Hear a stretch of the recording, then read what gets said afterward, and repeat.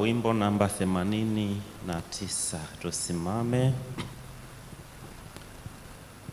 Wimbo namba 89. Tutaanza vipindi vyetu asubuhi ya leo kwa tafakari ya wimbo huu. Bwana asubuhi kucha,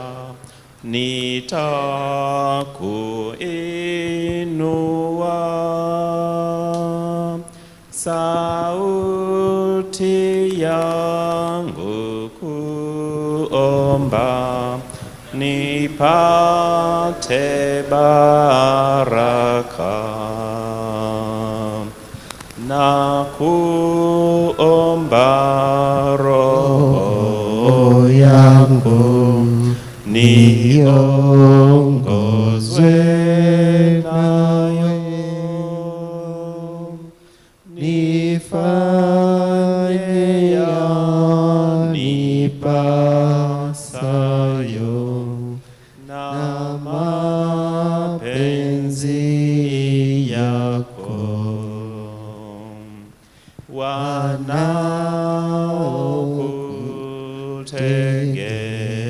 Wanaokutegemea umlinzi wao, matumaini wanayo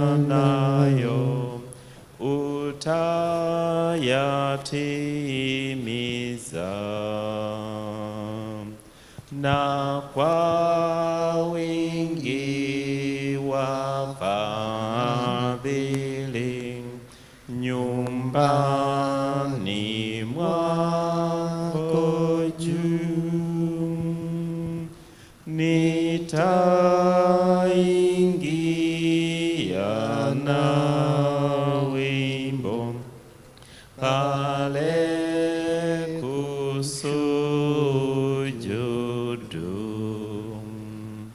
Bwana Yesu asifiwe. Bwana ni mwema wakati wote. Basi niwaalike tuweze kuomba tunapoanza sasa programu za maombi asubuhi ya leo. Tuombe. Baba mtakatifu na Mungu wetu uishie juu mbinguni, ni asubuhi nyingine umetubarikia kuwa nayo, ukiwa umetuamsha salama, nawe umetuwezesha kufika hapa. Tunakushukuru na kulihimidi jina lako. Asante kwa kutuleta, asante kwa baraka zako. Tunapoanza siku hii, tunaomba kuanza na wewe, na tunapoanza hivi kwa nyimbo tuliotoka kuimba, tumelitukuza jina lako. Na sasa tena ukanene nasi asubuhi ya leo kwa neno lako, tukakuinue tena kupitia Roho Mtakatifu. Hebu gusa mioyo yetu, nena na kila mmoja mara hapa, na kila mmoja aliyekuwa mbali akifuatilia kupitia njia ya mitandao, uwe pamoja naye pia, ukawe baraka kwake, na ukatupe siku nzuri na ya furaha. Walio katika changamoto mbalimbali tunaweka miguuni mwako Baba, wapatie nguvu, kuwa faraja kwao, wawezeshe kuwa na tumaini tena, wakaamke na kuendelea na ratiba wakiwa wamekutanguliza wewe. Maana kila anayekutegemea wewe humuinua na unamtia nguvu. Asubuhi ya leo kuwa nguvu ya kila mmoja, mwenye kuishiwa na nguvu, mwenye changamoto yoyote, hebu ukawe faraja kwake, na akawe na siku nzuri, na akazidi sasa kuendelea na maisha yake akikuweka wewe wa kwanza. Asante kwa kuwa unasikia kuomba kwetu. Uwe na watumishi wako wanapokwenda kusimama, ukanene kupitia kwao, tukiomba na kuamini kwa jina lake Yesu, amen. Karibuni watumishi wa Mungu kwa ajili ya neno la Bwana na tafakari ya asubuhi ya leo. Awabariki wote na karibuni sana.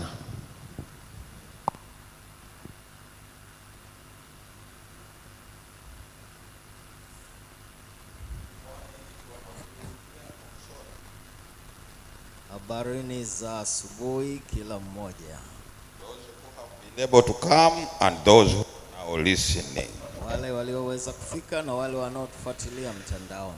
Now, from what we have been pursuing, God is ready to move from being a home, a God of a nation, and He would like to become a universal God.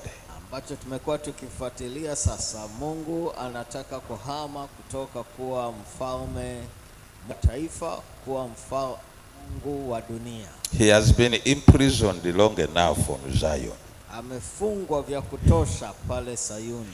Everybody knew that he is supposed to be there forever. He will not go anywhere. Kila mtu alidhani Mungu anapaswa kuwa pale milele, hapaswi kutoka pale. But that is simply, lakini hiyo haiwezi kuwa kweli. God is the God of the entire universe. Mungu ni Mungu wa dunia yote. And he has created us, all of us, as his beings. Ametuumba sote wake. And he is not going to compromise simply because the Jews wanted to possess him. Hatafanya maridhiano eti kwa kuwa tu tunataka tummiliki. Then there was a king who came on the throne by the name of Ahaz. Kisha akatokea mfalme aliyekuja madarakani akiitwa Ahazi. And he did what was not very good, as far as they could judge him. Na kwa kadri waliweza kumhukumu hakufanya vizuri sana. But Ezekiel, who was his son, Hezekiah, who was his son, did very well. Lakini mtoto wake Hezekia yeye alifanya vema sana. He respected and feared Yahweh, and he did what Yahweh wanted him to do. Yeye alimcha Yahweh, akamwogopa na akafanya kile Yahweh alichomwagiza kufanya. But hey, Hezekiah produced Manasseh. Na Hezekia akamzaa Manasa. For some reasons, kwa sababu fulani, Manasseh was of a very different stuff. Manasa alikuwa sio wa kipekee vile. He didn't take Yahweh seriously at all. Yeye hakumjali Yahweh hata kidogo. In those days there was a power which was very powerful, and it had taken over those areas. Katika siku zile palikuwa na mamlaka iliyokuwa na nguvu sana na ilikuwa imeteka maeneo yale. These were called the Assyrians. Hawa waliitwa Waashuri. Don't confuse Syria Assyrians. Usichanganye kati ya Shamu na Waashuri. Syria is Damascus. Syria yenyewe iko Dameski. But Assyrians were at Nineveh. Lakini Waashuri walitokea Ninawi. They had become a worldly power which is very ruthless for almost 100 years. Kwa muda wa takriban miaka 100 walikuwa ni mamlaka yenye ukatili sana. Small states in that area had to define where they should really belong and what should they do, please. Vikundi vidogo vidogo katika maeneo yale ilipasa waamue wafanye nini, wawatii au wahame. Sometimes they were so tortured that they became very much disgusted with Assyria. Wengine waliteswa sana mpaka wakachukia sana hawa Waashuri. Assyria was a very ruthless power. Waashuri ilikuwa ni mamlaka yenye ukatili mkubwa sana. It was the power which began to impend, to the practice of impending. That means they put a stick all the way from here up to here, and they will put you in the hole. Right? Ndiyo mamlaka iliyoanza ule ukatili wa kutundika kwenye mti kwa kupitisha mchokoo nyuma unatokea huku kichwani. Assyria was a very powerful nation. It could fight. They were fighters. Waashuru walikuwa ni wapambanaji wakali. And when you read the stories of those days in the Bible, visa vya siku zile katika Biblia, the Jews began to define themselves that we are being persecuted because we are not good in our behavior. Wayahudi wakaanza kufikiri siku zile ya kwamba tunateswa kwa sababu hatutendi matendo mema. They highly blamed Manasseh for all of those issues and the wars that come upon them. Walimlaumu Manase kama matokeo ya matatizo haya na vita iliyowajia.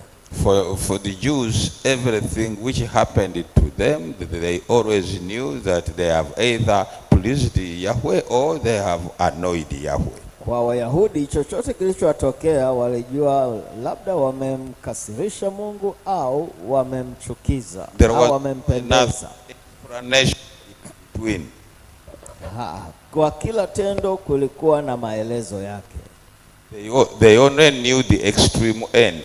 Either we have annoyed God or we are doing good. There was no way between. Hakukuwa na namna yoyote ya katikati. Ilikuwa ni labda tumemchukiza Mungu au tumempendeza. And so Manasseh died. Hivyo Manase akafa. He also died. Na kijana wake na yeye alikufa. He was just a bad man, so he passed away. Yeye kwa kuwa alikuwa tu ni mtu mbaya, basi alikufa. Then there came a king by the name of Josiah. Alafu akatokea mfalme mzuri sana, mwema sana kwa jina Yosia. Has an adjective in the Bible of good. Kuna kivumishi katika Biblia kinachomsifu kwa Yosia alikuwa mwema. He was the opposite of Manasseh, who has an adjective of evil king. Yeye alikuwa kinyume cha Manase ambaye kivumishi chake ilikuwa ni mfalme muovu. Josiah came to power when he was a young man. Yosia aliingia madarakani akiwa ni kijana mdogo. And he wanted to know what should he do to make God happy so that God can bless. Na alitaka gani jema alifanye ili Mungu aweze kuibariki Yuda. He educated the prophet that if you do this and this, then on your side. Alielimishwa na nabii ya kwamba ukitenda hili na hili basi Mungu atakuwa upande wako. And everything possible Josiah did it. Na kila lililowezekana Yosia alilitenda. Anything he thought it will make Yahweh happy, he did it. Jambo lolote alilofikiri hili litampendeza Yahweh, hilo alilifanya. He first of all cleansed the temple. All idols which Manasseh had introduced in the temple. Cha kwanza aliondosha sanamu zote ambazo zililetwa hekaluni na Manase. And he ordered the people completely clean the entire country of Judah and get rid of the idols. Na akaagiza Yuda yote iondoshe miungu yote na kuisafisha. Prayer became part and parcel of Judah. Ibada ikawa ni sehemu ya shughuli zote za Yuda. In fact, he ordered a fast for 3 fasting. Kwa kweli kwa siku 3 aliagiza watu. Where he ordered to be fed. Kwa maeneo mengine aliagiza hata wanyama wasilishwe chakula. In other words, he was eager to be good before God. Kwa maneno mengine alikuwa na shauku ya kuwa mwema machoni pa Mungu. That was the theology of that time. Maana hiyo ndio iliyokuwa theolojia ya wakati ule. If you are good, God always give you blessings and also bless the nation. Kama ukiwa mtu mwema mbele za Mungu, Mungu atakubariki na kubariki taifa pia. So Josiah did everything in his good. Kwa hivyo Yosia akafanya kila kitu katika uwezo wake ili kuwa mtu mwema. Because of his behavior, that earned him a permanent adjective, good King Josiah. Kwa sababu ya matendo yake akapata kivumisho lolote ovu lingefika Yuda. You will not blame Josiah. Huwezi ukamlaumu Yosia. Because Josiah very clean. Maana Yosia alionekana msafi sana. You know, unajua the power of clean our ways with Yahweh. Na watu walifikiri kwa kuwa tumesafisha mambo yetu na Yahweh, then we won't have any fear fear about the Assyrians. basi hatutakuwa na hofu yoyote juu ya hawa Waashuri. That could be true. Hiyo inaweza ikawa ni kweli. And it became true. Na ikawa kweli. But not for the very reason they were talking about. Assyrians will not come and then march and then fight with Josiah. Kuna sababu nyingine za kihistoria kwa nini Waashuru hawakuweza kuja na kumhuluku Yosia. Not because Josiah was a holy man and so good, but simply because there were some issues, and some of those were bigger ones. That's why they could not come and attack him. Sio kwa sababu Yosia alikuwa mwema, lakini kulikuwa na masuala mengine makubwa zaidi ambayo alimzuia Mwashuri kuja kumvamia Yosia. But people were very happy with the peace they were having.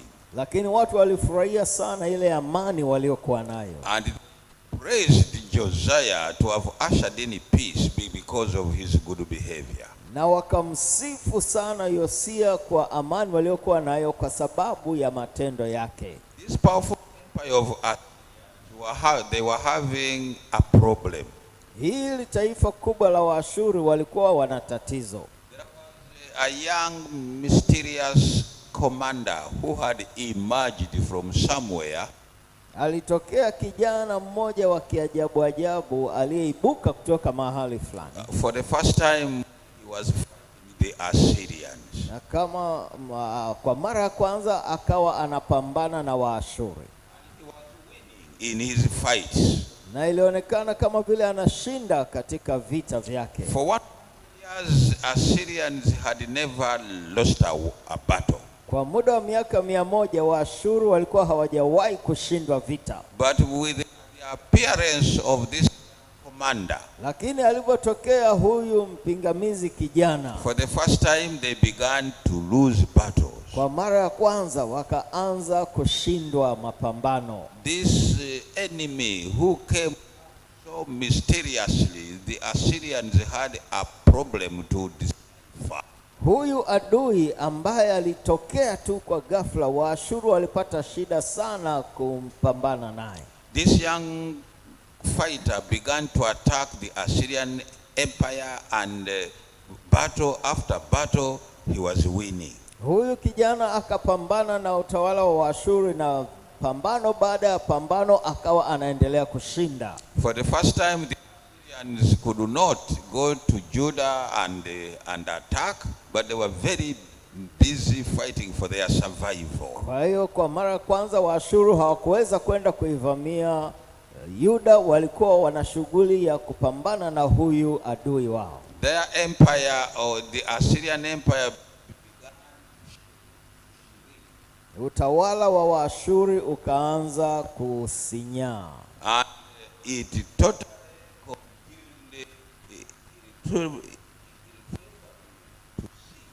Na to ikaendelea kusinyaa bila msaada wowote, till they came to the border of their motherland.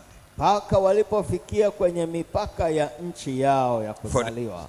For the Assyrians now to fight for their mother. Kwa mara ya kwanza sasa iliwapaswa Waashuri kupigania nchi yao ya kuzaliwa. You know that they had been an empire, but now they have become so squeezed that they were back to their motherland. Hapo awali walikuwa ni himaya, lakini walikuwa wamepigwa mpaka wanapambania nchi yao ya kuzaliwa. This young man who was fitting on every battle was by the name of Nebuchadnezzar. Huyu kijana aliyekuwa akiwashinda katika kila vita alikuwa akiitwa Nebukadneza. Who is commanding the army of his father of Babylon. Huyu ni kijana mdogo aliyekuwa akiongoza majeshi ya baba yake kule Babeli. He came directly to the borders of the Assyrians. Alikuja moja kwa moja mpaka kwenye mipaka ya Waashuri. And then the king of Nineveh realized that he cannot contain young fighters. Kisha mfalme wa Ninawi akasema, siwezi kukabiliana na huyu kijana mpambanaji. He called upon, akaita msaada kutoka mbali. Egypt had a seasoned fighter by the name of Necho. Sasa Misri ilikuwa ina mpambanaji hodari aliyeitwa Necho. And this Necho was the king, but he was also a seasoned fighter. Huyu Necho alikuwa ni mfalme lakini pia ni mpambanaji hodari. Now Necho was not afraid of Assyrians. Sasa Necho hakuwa rafiki wa Waashuri. But because, lakini kwa kuwa alikuwa ni mwanasiasa mzuri, he knew very well alielewa wazi that if Assyrians collapse, kwamba kama Waashuri wataanguka and the Babylonians take over, na Wababeli wakachukua utawala, the very issue of what Assyrians have been doing, also the Babylonians will do. Kile ambacho Waashuri wamekuwa wakifanya, hata hawa Babeli watafanya vivyo hivyo. So he preferred a weak Assyria. Kwa hivyo yeye akachagua upande wa Waashuri walio wadhaifu, and also a weak Babylonia. na vile vile wa Babeli wadhaifu. And so when the king of Nineveh his rescue, kwa hivyo mfalme wa Ninawi alivyomuomba Necho kuja kumsaidia akakubali. But there were two ways to reach Nineveh from Egypt. Lakini kulikuwa na njia mbili za kuifikia Ninawi ukitokea Misri. There was a longer route and kulikuwa na njia ndefu na njia fupi. And of course Necho chose a shorter route. Na kwa kweli Necho akachagua ile fupi. But shorter route had passed through Judah. Lakini hiyo njia fupi ilimlazimu kupita Yuda. And the good king Josiah, he was not a good politician. He was a well-behaved king, but he was not a good politician. Na huyu mfalme mwema Yosia, yeye hakuwa mwanasiasa mzuri. Alikuwa ni mfalme lakini si mwanasiasa. He could not see the implications of things very quickly in terms of politics. Hakuweza kuona madhara ya mambo kwa haraka ukizungumzia siasa. For him, he preferred to see that Assyrians are defeated. Yeye alitamani kuona Waashuri wanashindwa. Not knowing that the Babylonians will also do the same thing once they defeat the Assyrians. Pasipo kutambua kuwa hawa Wababeli watafanya vivyo hivyo kama walivyofanya kwa Waashuri. This good king heard that Necho is going to pass through his land and assist. Huyu mfalme mwema aliposikia kuwa mfalme Necho atapita katika nchi yake kwenda kuisaidia Ninawi,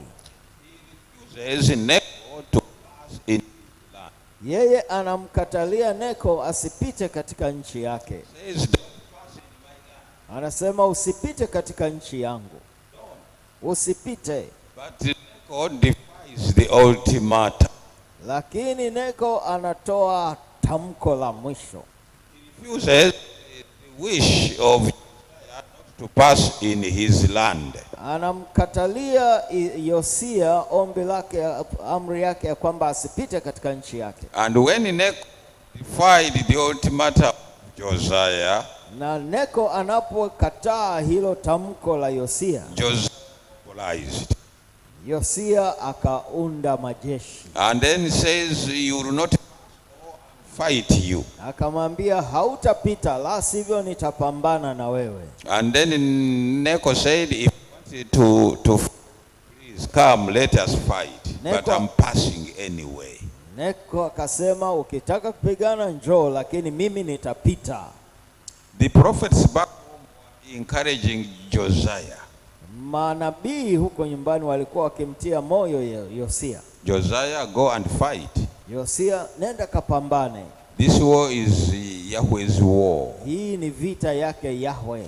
We have been very good performers. Tumekuwa watendaji wazuri wa matendo. And Yahweh is on our side. Na Yahweh yuko upande wetu. We cannot lose a war. Hatuwezi tukashindwa vita. Go fight those uncircumcised people. Nenda kapigane na hao watu wasiotahiriwa. And God will give you victory. Na Mungu atakupatia ushindi. This young king Josiah, huyu mfalme kijana Yosia, ambaye hajawahi hata kumpiga ndege jiwe, he became commander of the armies of Yahweh. Yeye anayekuwa amiri jeshi mkuu wa majeshi ya Yahweh. The war is. Hata hivyo wako katika nchi yao. Hata hivyo, for me, I'm just his lieutenant, and he's the one who's. Mimi ni mwakilishi wake Yahweh tu, yeye ndiye anayepigana. And I want you to follow this very carefully. Na nataka ufuatilie hii kwa makini. The reason why he is so brave to go and fight, sababu inayomfanya awe na ujasiri huo wa kwenda kupigana, not because he's a fighter, sio kwa kuwa yeye ni mpiganaji, not because he's sio kwa kuwa eti majeshi yake yamefundishwa vema, but he knows the war is of Yahweh. Lakini anajua kwamba vita ni yake Yahweh. Why is it for Yahweh? Kwa nini ni yake Yahweh? Very simple. Ni rahisi tu. I am a very good king. Mimi kwa kweli nimekuwa mfalme mwema sana. I have been doing what Yahweh wants me to do. Nimekuwa nikifanya yale mapenzi yake Yahweh. And Yahweh is very happy with me. Na Yahweh amefurahishwa sana nami. He has blessed my nation. Amelibariki taifa langu. And even if I go to war now, kwa hata nikienda vitani sasa, prepared or not, niwe nimejiandaa au sivyo, Yahweh of me. Yahweh atanitunza. And I will ask you to look at that argument very carefully and seriously. Na nataka uangalie hoja hii kwa uangalifu sana. I am a good performer. Mimi ni mtendaji mzuri. And he was. Na alikuwa hivyo. That one, he wasn't lying. Hilo hakuwa akidanganya. Because I am a good performer, kwa kuwa ni mtendaji mzuri, Yahweh has no choice but to love me and make me win. Yahweh hana uchaguzi mwingine ila kunisaidia mpaka nishinde. Of course, Josiah was a victim of the theology I told you last night. Kwa kweli Yosia alikuwa ni muathirika wa ile theolojia niliyokusimulia jana usiku. I'll always be victorious as long as I am a good boy. Nitadumu kuwa na ushindi ili mradi tu ni kijana mwema. And many of us say the same thing. Na wengi wetu tunasema vivyo hivyo. Heaven is ours. We are good. Mbingu ni yetu kwa kuwa sisi ni wema. And so, kwa hivyo katika ile siku ya hatarishi, Necho and the armies of Josiah are going to meet at Megiddo. Majeshi ya Yosia na majeshi ya Niko yanakwenda kukutana mahali pale. To know that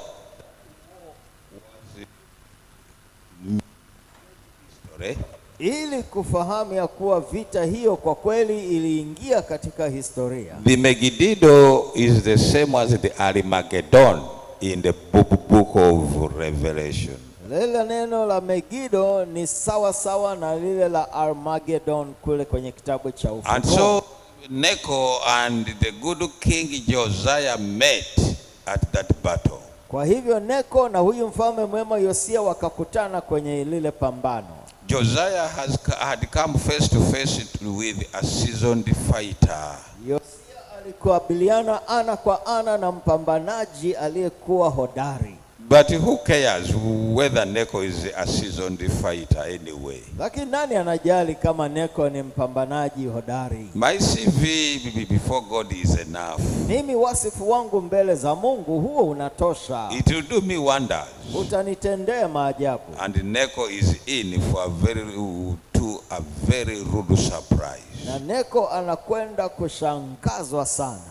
In only 5 hours, ndani ya masaa matano tu, and you are a man of average intelligence, na wewe ni mtu mwenye akili ya wastani, you could tell that it was a big mistake for Josiah to declare war on Neko. Utagundua ilikuwa ni kosa kubwa sana kwa Yosia kuamrisha vita dhidi ya Neko. Because Josiah was no match to Neko. Maana Yosia hakuwa na ulinganifu wowote na Neko. Within just a few hours, 8 hours, Josiah had been wounded terribly. Ndani ya masaa 8 tu Yosia alikuwa amedhurika vibaya. And his wound was fatal. Na jeraha lake lilikuwa la mauti. Then he calls his colleagues. Anaita wenzake. And then he tells them that I am really wounded. Anawaambia nimedhurika kwa jeraha baya. Remove me from the war, but let the war continue. Niondoe mimi vitani, lakini acha mapambano yaendelee. They removed their good king and they put him in his. Wakamuondoa yule mfalme mwema, wakamweka kwenye gari lake la farasi ili apumzike. And for sure he rested forever. Na kwa kweli akapumzika milele. When they came to check on him, walipokuja kumtazama, the good king was dead. Yule mfalme mwema alikuwa amekufa. And the war could not continue. Na vita haikuweza kuendelea. All the armies of Israel were in a disarray. Majeshi yote ya Israeli yakawa katika mtafaruku. And now Neko, having just dispelled Josiah like a jigger from your foot. Sasa Yosia akawa ni kama Neko akawa kama amemuondoa Yosia kama funza mguuni. Exactly, kama funza, yes. And he has thrown him there. Na amemtupilia kule. He continued quickly to Nineveh. Akaendelea haraka kuelekea Ninawi. Because Nineveh was desperate. Maana Ninawi ilikuwa ina shida kubwa. And Neko had delayed by Josiah. He had delayed Neko to continue. Na huyu Yosia alikuwa amemchelewesha Neko kuendelea. And so Neko rushed. Kwa hivyo Neko akaharakisha. By the time Neko reaches the outskirts of Nineveh, wakati Neko anafika kwenye viunga vya Ninawi, Ninawi ilikuwa imeshaanguka in the hands of the mighty younger commander Nebuchadnezzar. Chini ya kijana hodari mwenye nguvu Nebukadneza. And then news comes to Nebuchadnezzar. Habari zinamfikia Nebukadneza that Neko of Egypt is here. He had come to assist Nineveh. Ya kwamba Neko kutoka Misri yuko hapa, alikuwa amekuja kuisaidia Ninawi. Nebuchadnezzar orders his armies to turn on him immediately. Nebukadneza akaagiza majeshi yake yamgeukie mara moja. Neko, realizing that he can't handle Nebuchadnezzar, Neko akatambua hawezi akakabiliana na Nebukadneza. He beats a retreat to his armies. Yeye anaagiza majeshi yake yarudi nyuma. And then they began to flee very fast back to Egypt. Kisha wakaanza kukimbia haraka kurudi Misri. And Nebuchadnezzar began pursuing them. Na Nebukadneza akaanza kuwafukuza. And he pursued them seriously. Akawafukuza kwa bidii. We don't know what precisely would have happened. Hatujui ni nini kingalitokea. But during the pursuit, lakini katika yale mapambano, another horse came with full speed chasing behind Nebuchadnezzar. Farasi mwingine akaja kwa kasi sana akimfukuzia Nebukadneza. It was a single horse. Ilikuwa ni farasi mmoja coming at a terrible speed. Anayekuja kwa spidi kali. And it was looking for Nebuchadnezzar. Na alikuwa akimtafuta Nebukadneza. It overtook Nebuchadnezzar. Paka ikamfikia Nebukadneza. And then it told Nebuchadnezzar, alafu akamwambia Nebukadneza, that your father home is dead. kwamba baba yako kule nyumbani amekufa. And Nebuchadnezzar ceased the chase. Na Stopped the chase. Na Nebukadneza akasitisha ile kumfuatilia Neko. And then he turned around quickly to go home to grab power before anybody else does. Akageuka haraka kurudi nyumbani kuchukua mamlaka kabla yote mwingine hajaichukua. And Neko was saved by what? By just a small inch. Na Neko akaokolewa kwa kiinchi kidogo. Now you can have an idea of Neko now. He is embarrassed and humiliated. Sasa unaweza ukamfikiria Neko alivyokuwa ameaibishwa na kudhalilishwa. And he's going to pour all his frustrations upon Judah, which he himself conquered. Na anaenda kumwaga hasira zake zote kwa Yuda ambaye yeye mwenyewe alikuwa ameiangamiza. Meanwhile in Judah there were so many questions in people's minds. Wakati huo huku Yuda kulikuwa na maswali mengi kuhusiana na kushindwa. And tonight I will guide you through some of these questions. Na jioni ya leo nitakuongoza katika baadhi ya maswali haya. Nobody believed that the good King Josiah is dead. Hakuna mtu aliyeamini ya kwamba mfalme mwema Yosia amekufa. It can't be Josiah. Haiwezi ikawa Yosia. Josiah can't die. Yosia hawezi kufa. He has done everything for Yahweh. Yeye amemfanyia Yahweh mambo yote. His performance was so clean. Matendo yake yalikuwa safi sana. In terms of performance, he was totally blameless. Kwa upande wa matendo hakuwa na lawama yoyote. What happened to our good King Josiah? Nini sasa kimemtokea mfalme wetu mwema Yosia? If this had happened to the king like Manasseh, kama hili lingetokea kwa mfalme kama vile Manase, the answers would have been obvious. Majibu yangekuwa dhahiri tu. He's an evil king. That's why God gave up him, and that's why we are now suffering. Yeye ni mfalme muovu, Mungu amemwacha na ndio maana tunateseka. But this is the good King Josiah. Lakini si huyu mfalme mwema Yosia. And this has happened. Na hili limetokea. Jeremiah was a prophet at that time. Kipindi kile Yeremia alikuwa nabii. He was tongue-tied. He was tongue-tied. Yeye alipigwa butwa. He could not comment very much. Hakuweza kusema lolote.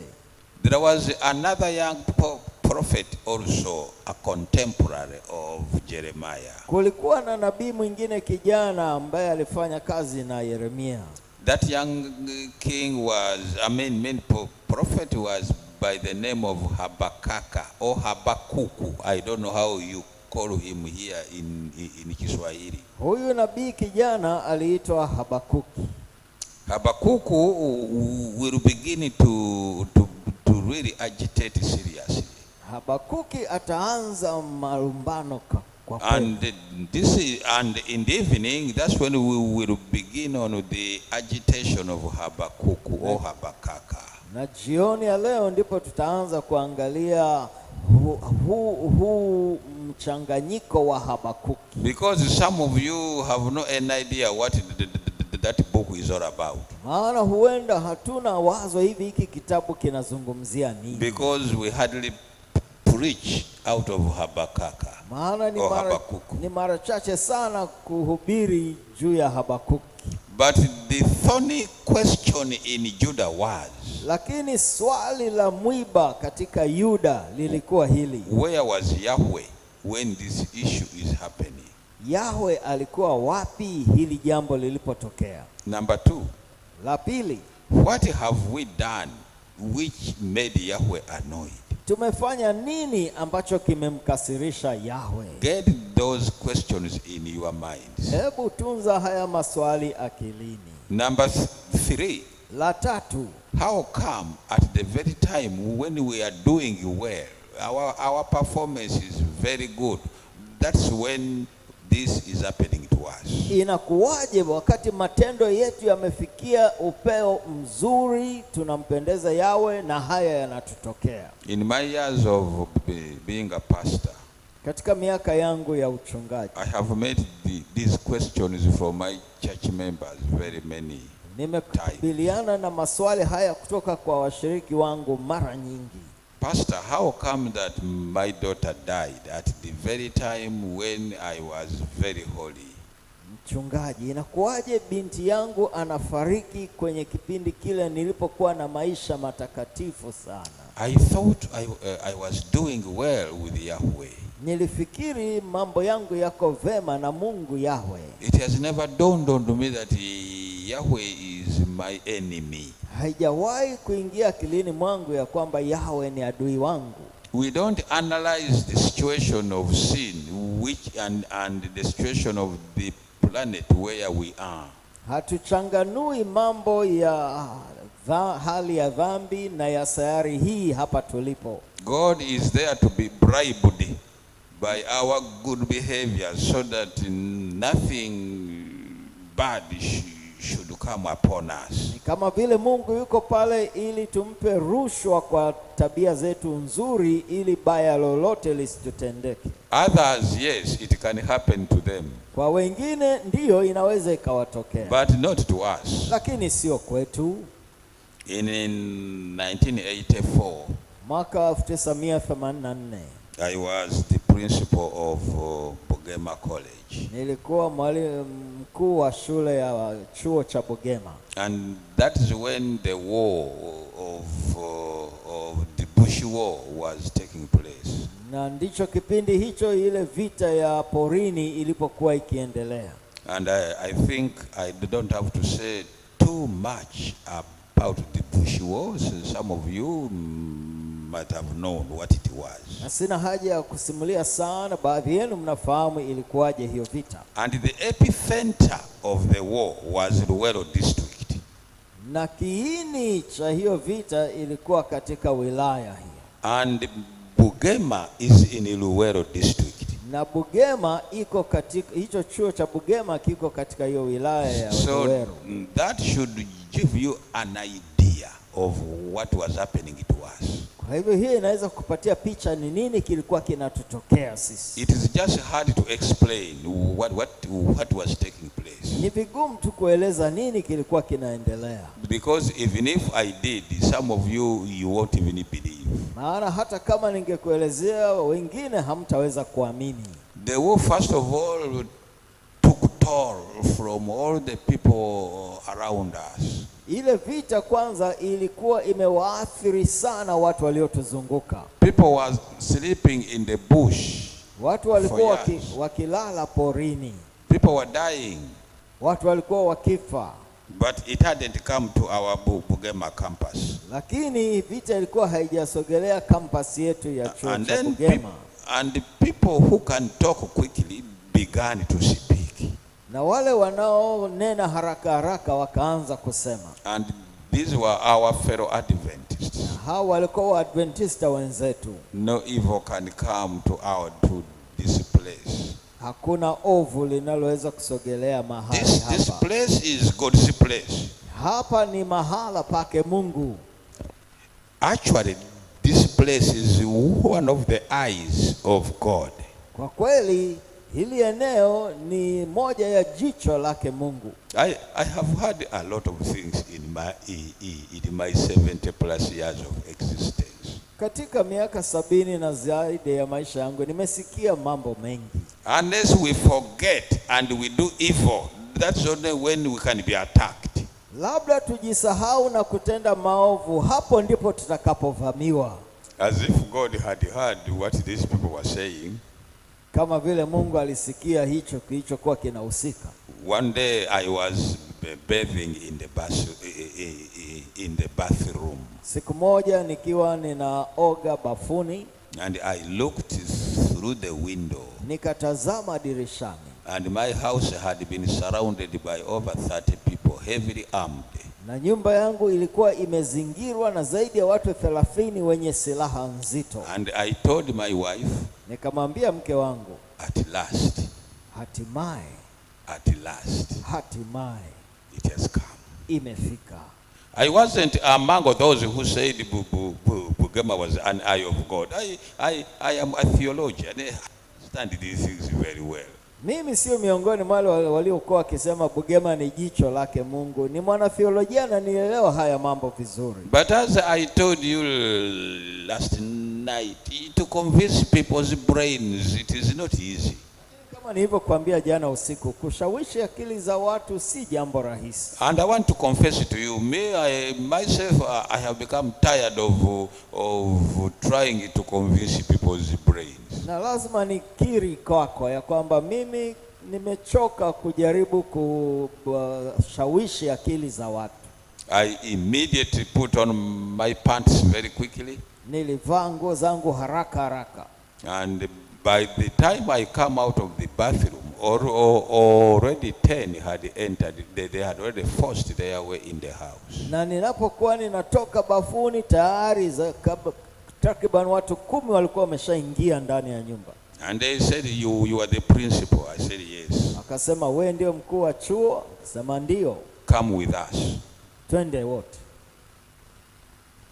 My wife was crying. Mke wangu alikuwa akilia. And it is understandably so. Na inaeleweka tu wazi. Our kids, the firstborn was only 2 years. Kijana wetu mzaliwa wa kwanza alikuwa na miaka 2 tu. She's now 40. Sasa hivi huyo binti ana miaka 40. But she was only 2 years by that time. Lakini wakati yeye alikuwa na miaka 2. And we had a baby boy. Na tulikuwa na kijana mwingine. And it was hard to look at those people when I was leaving. Na ilikuwa ni vigumu kuwashughulikia hao watu wakati mimi nimeondolewa. It is hard to explain you everything in details. Ni vigumu kuelezea kila kitu katika nyanja zake. But through God's mighty hand, lakini mtu alishika mkono wangu. Through the mighty hand of God, lakini kwa kupitia mkono hodari wake Mungu, I survived it.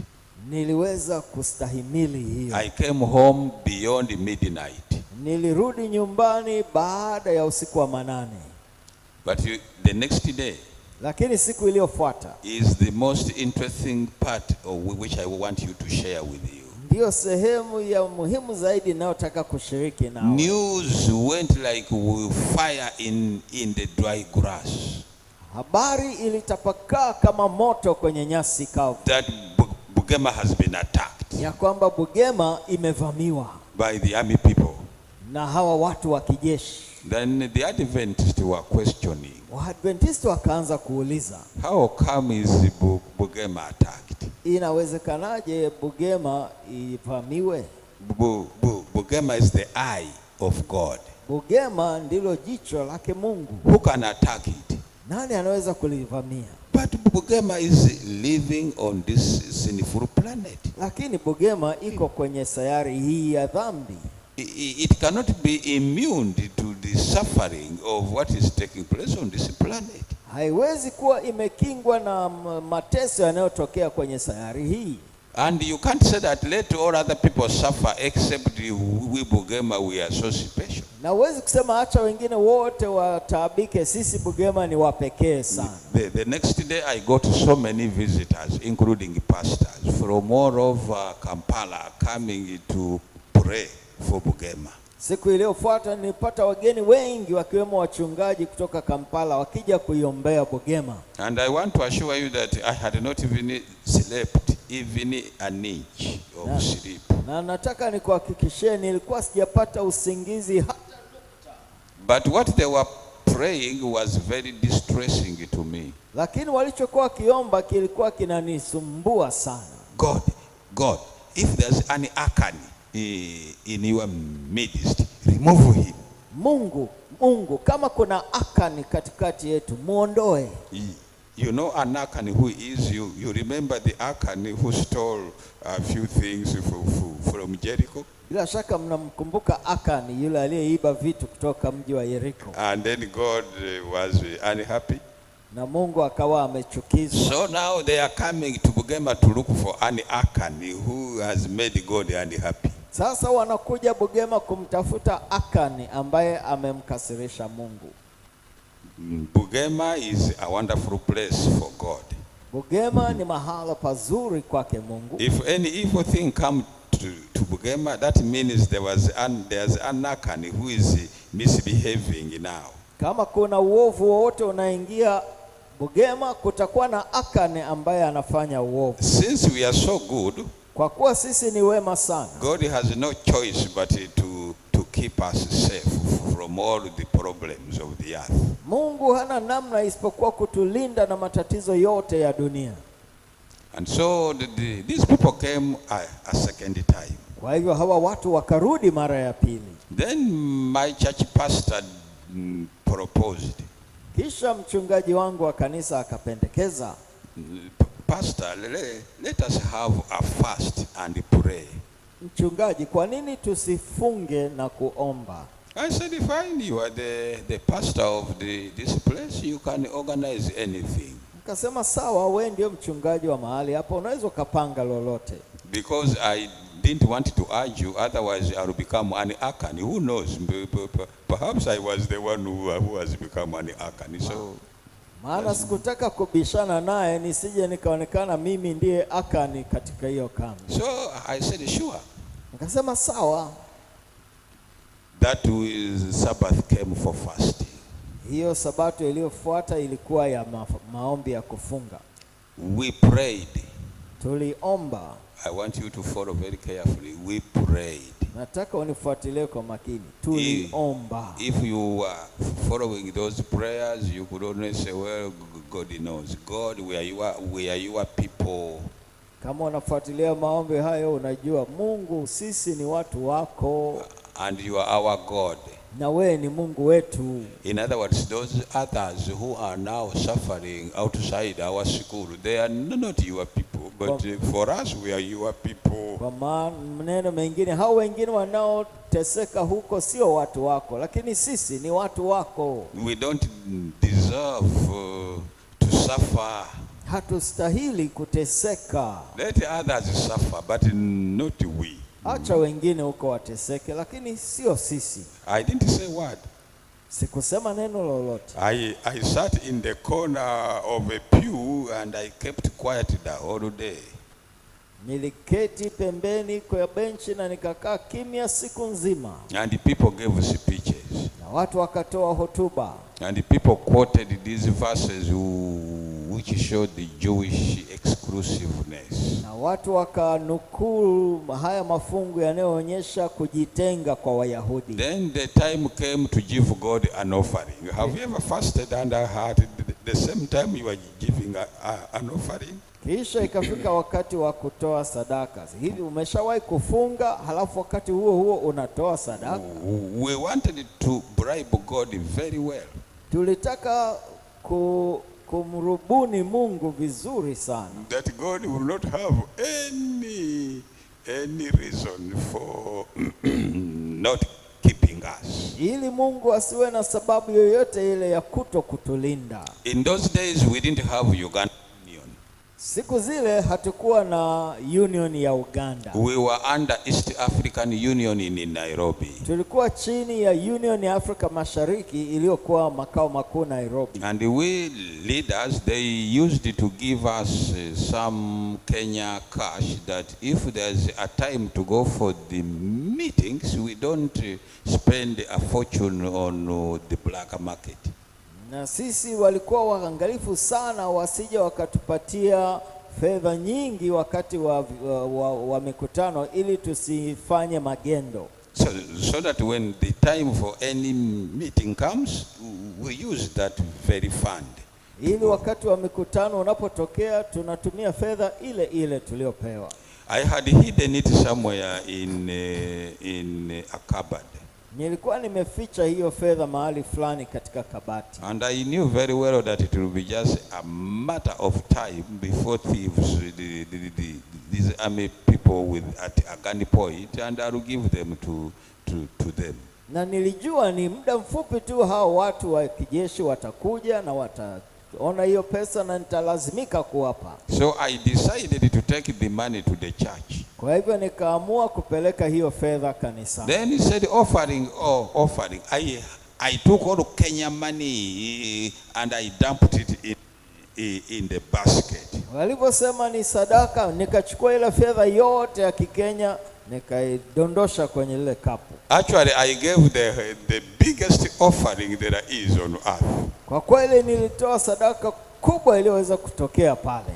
And they took the money to the business office. Wakaipeleka ile fedha kwenye ofisi ya fedha. We sang a song.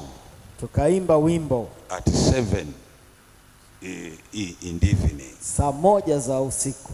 We were so happy. People knew very well that God has heard our prayers. Tulikuwa na furaha tele tukijua Mungu amesikia maombi yetu. Now my house was behind the chapel. Sasa nyumba yangu ilikuwa nyuma ya kanisa. And there were bamboo forest around before you can reach at my house, the school house where I was staying. Na kulikuwa na msitu wa mianzi kabla ya kufika kwenye nyumba ndogo nilokuwa nikiishi. Then I began to walk home. Nikaanza kutembea kurudi nyumbani. At 7 something. Kwenye saa 1 na hivi usiku. Immediately I come to that bamboo forest. Mara nilipofika kwenye huu msitu wa mianzi, 5 people jumped out of the bamboo. Watu 5 wakatokeza kutoka kwenye mianzi. 2 guns here. Bunduki 2 huku. 1 here. 1 huku nyuma. And 1 very close to my heart. Na nyingine karibu sana na moyo wangu. And then they said, move. Wakaniambia tembea. You have to go where you follow us. We are taking you now. Wewe tufuate tunakokupeleka. But I gave all the Kenya thing, what is Kenya money to the church. Lakini nilikuwa nimetoa ile fedha yote ya Kikenya kanisani. I was fasting. Nilikuwa nikifunga na kuomba. We sang songs until there was no more song to sing in the book. Tuliimba nyimbo zote mpaka zikaisha kitabuni. And we were so loud and we are so happy. Na tulikuwa na sauti kubwa na shauku. Now I am standing with 5 men and 5 guns pointing to me. Sasa nimesimama nimezingirwa na wanaume 5 wamenisonda na bunduki zao 5. I will not inform you what happened, and if you want, I'll finish in the evening because time is not there. Sitakueleza yote maana muda umeisha, labda jioni. But when again the Adventist in Uganda, what has happened? Lakini tena Waadventista Uganda waliposikia nini kilichotokea. How can that take place at Bugema? Inawezekanaje hili litokee Bugema? Why not? Kwa nini isitokee? Now, the same question. Sasa swali hilo hilo. The holy people in they were asking. Wale watakatifu walioko Yuda walikuwa wakiliuliza. How come that we are suffering like this? Inawezekanaje tunateseka namna hii? How come with our good performance our king has been taken away from us? Inawezekanaje kwa matendo mema yote mfalme wetu ameondolewa? This can't be possible. Hii haiwezekani. Where was God? Mungu alikuwa wapi when this was happening? Wakati hili likitokea. So I have lived around to know your brains, the way you think. Kwa nimeishi vya kutosha kuelewa bongo za watu zinavyofikiri. Our relationship with God is just like loan, borrowing and paying back. Mahusiano yetu ya Mungu ni kama vile unakopa na kurejesha. If I gave you my Kenya money, kama nikikupa pesa zangu za Kikenya, I expect you to protect me from harm and danger. Na kutazamia wewe unilinde dhidi ya hatari. What a commercial relationship do we have with God? Yani sijui tuna mahusiano gani ya kibiashara na Mungu. When shall we learn that our relationship with God is not a commercial one? Ni lini tutajifunza kuwa mahusiano yetu na Mungu sio ya kibiashara? God will will protect me whether I have given Kenya money or not. Mungu atanilinda niwe nimetoa fedha ya Kikenya au la. When my time has come, whether I have given Kenya money or not, I will go. Ikifika muda wangu wa kwenda niwe nimetoa fedha ya Kikenya au la, nitakwenda tu. Please get this in your minds and be serious with this, you Christians. Tafadhali weka hili akilini na ulitafakari vizuri, sisi wa Kristo. Stop this commercial transaction between you and God. Acha haya miamala ya kibiashara kati yako wewe na Mungu. I gave you my tithe. Nimekupa zaka yangu. I expect you to help me to have a new car. Ninatazamia unisaidie kununua gari mpya. But even if you don't give tithe, lakini hata usiporudisha zaka, your new car if you want to, bado unaweza ukapata gari yako mpya kama ukipenda. Learn that working with God is not commercial. Jifunze kufanya kazi na Mungu sio miamala ya kibiashara. And he doesn't keep us safe simply because we are good people. Na yeye hatutunzi eti kwa kuwa tu sisi ni wema. That is his job, to keep each one of us safe. Hiyo ni kazi yake, kumtunza kila mtu. Now since this is the day of work, sasa kwa kuwa leo ni siku ya kazi, ngoja nikomee hapa. But I like to think over things. Lakini ningependa utafakari mambo haya. We will continue precisely where I have stopped in the evening. Tutaendelea hapa nilipokomea ifikapo hapo jioni. And we are going to see happened. Na tunaenda kuona ni nini hasa kilichotokea. And what lesson can we learn out of it? Na tunaweza kujifunza somo gani kutokana na hayo? This evening is very important. Don't miss it. Somo la jioni hii ni muhimu sana, tafadhali usilikose. Tell people to come as many.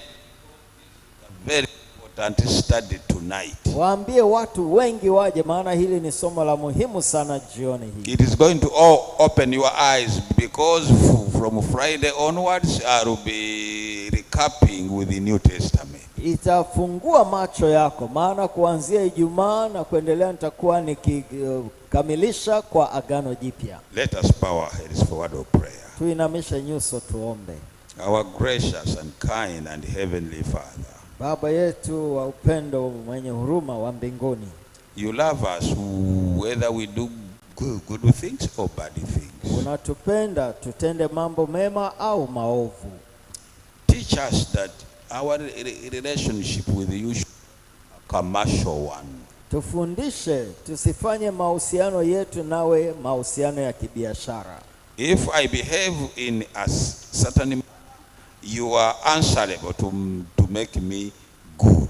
Ya kwamba nikitenda matendo fulani, basi wewe unajibu kwa kunifanya mwema. It actually becomes your responsibility to make sure that I am protected. Na halafu eti inakuwa ni wajibu wako kuhakikisha nimelindwa. Forgive us. Utusamehe. Because that's the way we have been raised and taught. Maana ndivyo hivyo tulivyolelewa na kufundishwa. But since we are here to revive hope in you, lakini kwa kuwa tuko hapa kuhuisha matumaini kwako, give us a good picture about yourself. Tupatie taswira nzuri kukuhusu wewe. And your dealings with mankind. Na matendo yako na wanadamu. This is our humble prayer in Jesus' name. Ni ombi letu la dhati katika jina la Yesu. Amen. Amina. Thank you. Asanteni. Have a good morning. Mwe na asubuhi njema. And bye-bye. Kwaherini.